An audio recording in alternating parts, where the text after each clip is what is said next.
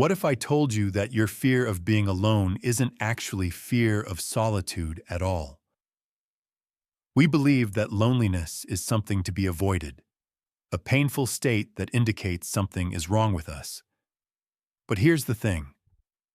This fear reveals a profound misunderstanding about who we truly are. You see, when most people say they fear being alone, what they're really saying is they fear meeting themselves, truly encountering the self without distraction. Think about it. Why do we fill every moment with noise, with people, with activity?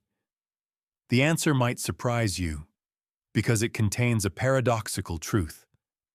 The person you're most afraid to be alone with is precisely the one you've been seeking all along.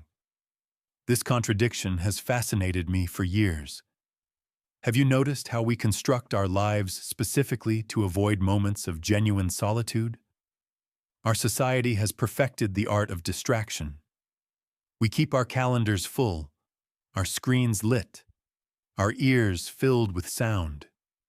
We call it connection, but what if it's actually a sophisticated form of running away? The lengths to which we go to avoid our own company suggests something profound about our relationship with ourselves. Water fears nothing more than becoming still, because in stillness it must confront its own depth. In the same way, the human mind resists solitude, because in that quiet space we must face our own depths. And those depths contain multitudes that our everyday consciousness works tirelessly to ignore. What exists in that silence that frightens us so? What are we so desperately avoiding when we avoid ourselves? You see, we've been taught to value productivity, connection, and constant stimulation. We measure our worth by our busyness, by how many people desire our company, by how fully scheduled our days appear. But beneath this cultural conditioning lies a deeper truth about the human condition. We run from solitude because in true solitude, the constructs of our identity begin to dissolve. The roles we play, the masks we wear, the stories we tell about ourselves. All these begin to feel increasingly thin and transparent when there's no one else around to witness them. I once knew a man who built an empire from nothing. His company spanned continents. His wealth allowed him any luxury. His calendar was so meticulously structured that not even 5 minutes remained unaccounted for. When I asked him why he lived this way, he laughed confidently and said it was simply ambition driving him forward. But years later, after his business collapsed during an economic crisis, he confessed something remarkable to me. For the first time in decades, he found himself truly alone. No assistants, no partners, no admirers. Just himself in the quiet of a much smaller home. The panic he felt was overwhelming. In those first weeks of solitude, he said he would wake in the middle of the night, gripped by a terror he couldn't name.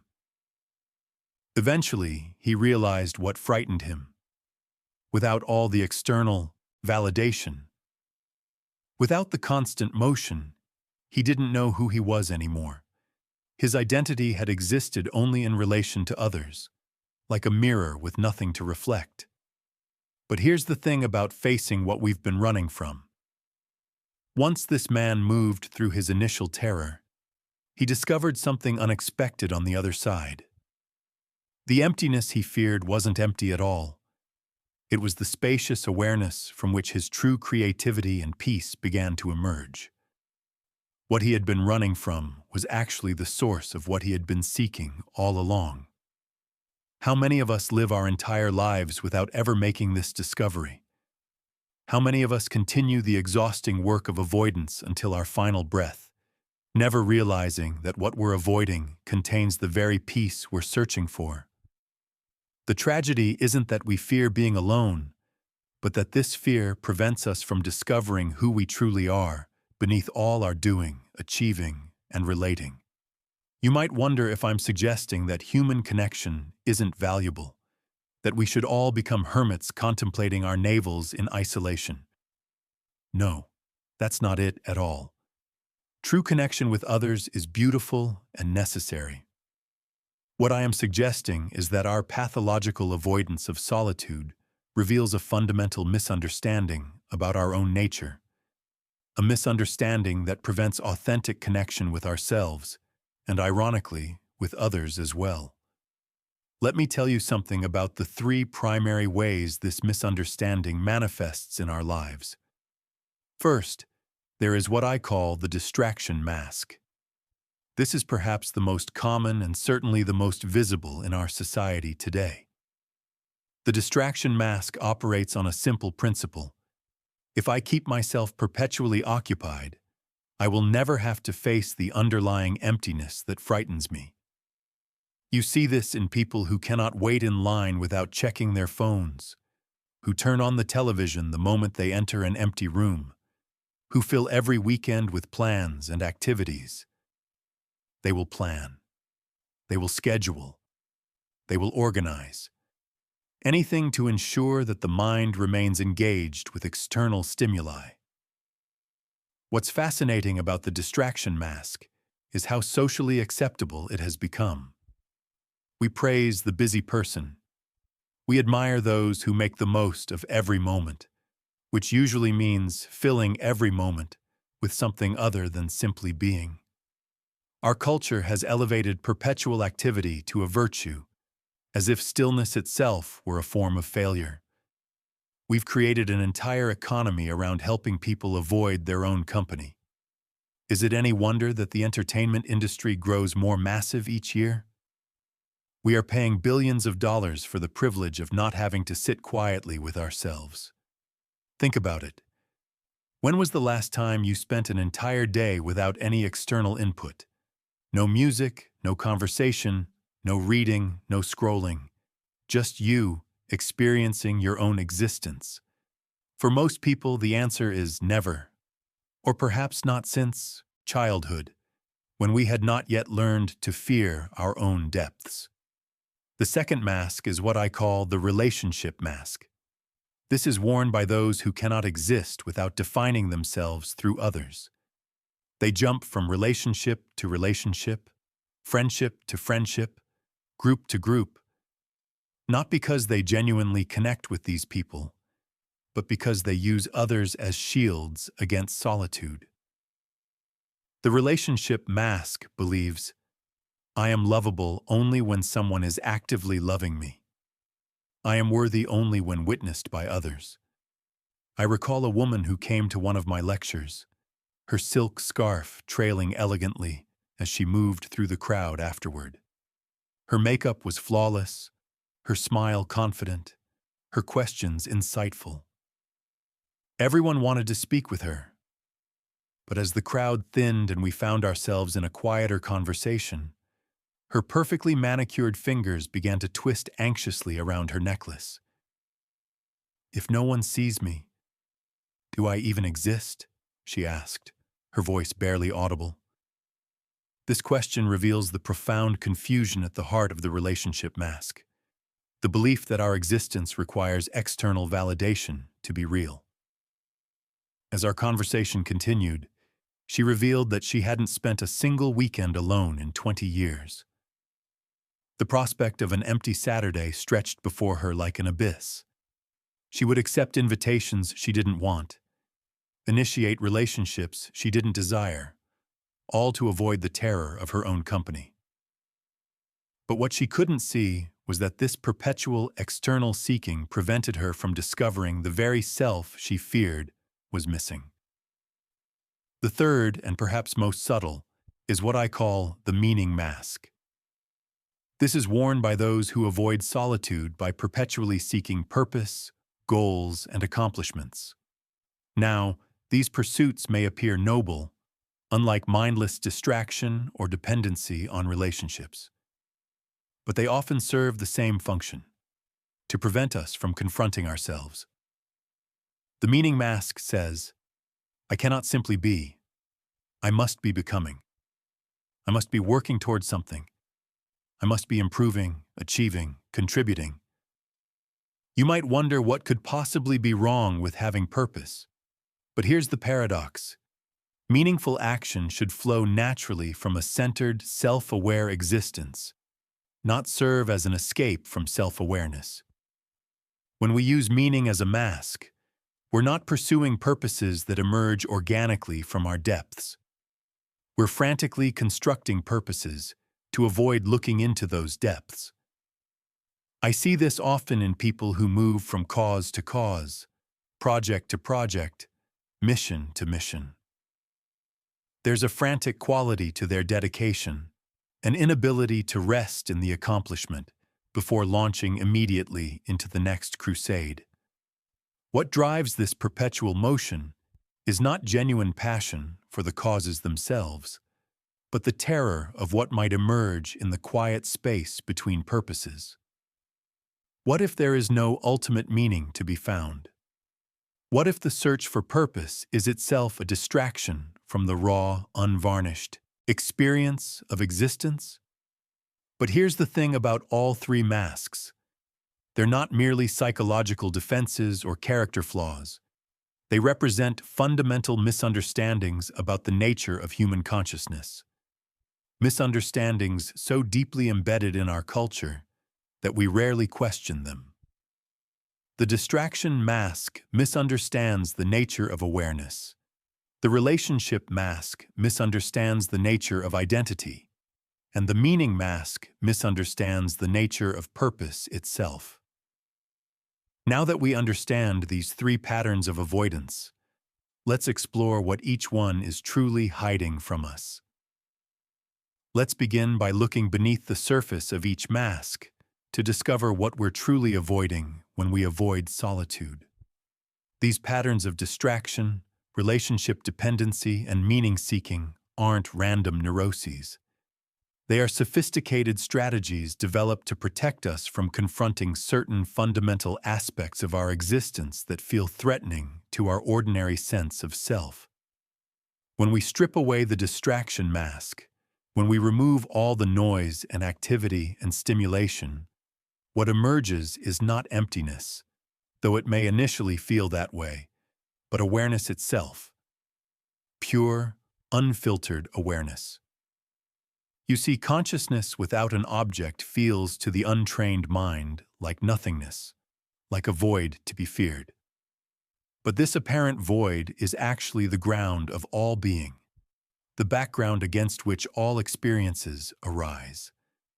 What if I told you that this void you're running from is actually the source of all creativity, all peace, all genuine joy? What if there's no ground to hit when you fall into this emptiness? What if you could fall forever and discover that falling is actually flying? The Buddhists have a wonderful term for this.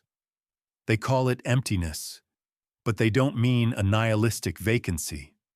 They mean a spacious potential, free from fixed definitions, open to infinite possibilities. When you sit with yourself, truly sit with yourself without distraction, you begin to experience this groundless ground of being. It may be terrifying at first, like stepping off a cliff. Our minds are conditioned to grasp, to hold, to know definitively. But the nature of awareness itself is open, boundless, and fundamentally ungraspable. This is why distraction feels so necessary. The constant engagement with objects of attention gives our minds something to hold on to, creating the comforting illusion of solidity in a reality that is actually fluid and boundless. The irony is that what we're running from is the very freedom we're seeking through all our distractions. Moving to the relationship mask, what does it hide? When we stop defining ourselves through others' perceptions and reactions, we confront a striking question. Who am I when no one is looking? This question terrifies the ego because the ego is, by its very nature, a social construction. It exists only in relation to others. Alone, it begins to dissolve. And this dissolution feels like death to the ego, because it is a kind of death. We are afraid. We are afraid. We are afraid of discovering that the I we defend so vigorously doesn't actually exist in the way we thought. This is the most intense confrontation on our journey through solitude. The realization that what we've been calling me or I or myself is actually a collection of adopted ideas, imitated behaviors, and reactions to others. It's a story we tell ourselves, reinforced by the stories others tell about us. But in solitude, with no one to mirror back this fictional self, the story begins to dissolve. But here's the thing about this small death. Beyond it lies a resurrection into your true nature. You begin to sense something beneath the social self, something both vastly impersonal and intimately your own. This is why genuine solitude can be so revolutionary, because in it, you discover that you are both more and less than you thought. Less in that the separate self isn't as solid as you believed, but more in that what remains when that fiction dissolves is connection to something far more vast and fundamental. And what about the meaning mask? When we stop filling our lives with purposeful activity, when we allow ourselves to simply be without becoming, we encounter perhaps the most frightening question of all. What if there is no ultimate meaning to be found? What if the search for purpose is itself a distraction from the raw, unvarnished experience of existence? Consider a stream flowing down a mountain. Does the stream worry about whether it has found its purpose? Does it anxiously question the meaning of its journey? No. It simply flows, following the contours of the land, responding to gravity, moving around obstacles, or wearing them away. What if human life could be lived with this same natural responsiveness, not driven by conceptual purposes, but flowing from our true nature? The stream doesn't need to justify its existence. It doesn't need to accomplish something to validate its being here. It simply is, and in that simple being, it expresses perfectly what it is. This is not to say that human activity becomes random or that contributions to the world aren't valuable. But it suggests that authentic action emerges not from a frantic search for purpose, but from allowing our true nature to express itself naturally, without the constant need for justification.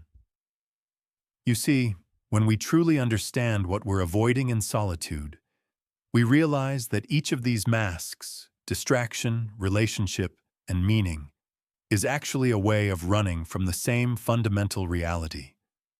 That the separate self we believe ourselves to be is an illusion, and beneath this illusion lies something both more empty and more full than our everyday consciousness can comprehend. So we come full circle to the strange paradox with which we began. The person you're most afraid to be alone with is precisely the one you've been seeking all along. Through our distractions, our relationships, our desperate searches for meaning, what are we actually looking for? Peace, fulfillment, the sense that all is well. Yet these states continue to elude us precisely because we're seeking them outside the only place they can be found, in direct, unmediated contact with our own awareness. Think about it. Every spiritual tradition, beneath its various dogmas and practices, points to the same essential truth. What you are seeking is what is seeking. The observer is the observed. The one trying to find fulfillment is the fulfillment it seeks. But this truth cannot be grasped conceptually. It must be experienced. And the doorway to this experience is solitude, not the lonely isolation we fear, but the rich, vibrant aloneness in which we finally encounter ourselves as we truly are. When we remove the distraction mask, we discover that the emptiness we feared is actually the ground of all creativity and peace. When we set aside the relationship mask, we find that the dissolution of our social self reveals something much more fundamental about who we really are. And when we release the meaning mask, we realize that authentic purpose flows naturally from being rather than from frantic becoming and doing. In each case, what we were running from turns out to be the very thing we were running toward all along. Let me tell you something about trees. A tree stands alone, rooted in the earth, reaching toward the sky. It doesn't anxiously compare itself to other trees or worry about whether it's fulfilling its purpose. It simply grows according to its nature, responding to sunlight and rain, wind and soil. And in this simple being, it expresses something profound about existence itself, that authentic living emerges not from frantic doing or becoming, but from being truly what you are. The tree doesn't strive to be more tree-like. It doesn't fill its branches with activities to prove its worth as a tree. It doesn't measure its value by how many other trees stand nearby. It simply is, fully present in its tree nature, growing and changing according to its own internal rhythm and the conditions it encounters. There's a wordless wisdom in this way of existing that we humans, with all our sophisticated thinking, often miss entirely. What would it mean to live like this? To step out of the endless cycle of avoidance and into the simple truth of your own nature. It would mean allowing yourself to experience solitude not as deprivation, but as connection to something deeper than the social self. It would mean recognizing that the empty space you fear is actually fullness beyond conception. It would mean discovering that when all your masks fall away, what remains is not nothing, but everything. But here's the thing about this journey. It can't be accomplished through more effort, more seeking, more doing. It happens only when we stop running and turn to face what we've been running from. In that turning, something miraculous occurs. The seeker and the sought reveal themselves as one and the same. The boundaries between subject and object, between self and world, become permeable. We discover what the Zen tradition calls our original face, the one we had before we were born, before we acquired all our masks and roles and ideas about ourselves. This face has never been absent. It has only been overlooked in our desperate attempts to be someone else, somewhere else. It peers out at us from the stillness between thoughts, from the silence between words, from the space between breaths. It is what remains when all our distractions, all our relationships, all our purposes have fallen away. Not as a remainder, but as the foundation upon which all those things were temporarily built. I invite you to experiment with solitude, not as something to endure or escape from, but as a doorway to what you truly are beneath all your doing and becoming. Start small if you need to. 5 minutes of sitting quietly without reaching for your phone. A solitary walk without music in your ears. A meal eaten alone and mindfully, without the distraction of reading or watching. These small moments of turning toward yourself rather than away can begin to dissolve the fear that has kept you running for so long.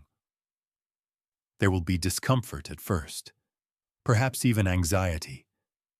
The masks we've worn for so long don't come off easily, but with gentle persistence, something begins to shift. The emptiness you feared starts to reveal itself as spaciousness. The self-dissolution you dreaded begins to feel like liberation. The purposelessness you avoided reveals itself as authentic being, from which genuine purpose naturally arises. What if the greatest adventure isn't found in scaling mountains or crossing oceans or building empires, but in crossing the seemingly infinite distance between your conditioned self and your true nature? What if the peace you've been seeking in accomplishments, in relationships, in constant stimulation, has been waiting patiently for you in the very solitude you've been avoiding? What if the person you've been afraid to be alone with all these years turns out to be the very companion you've been searching for in everyone else?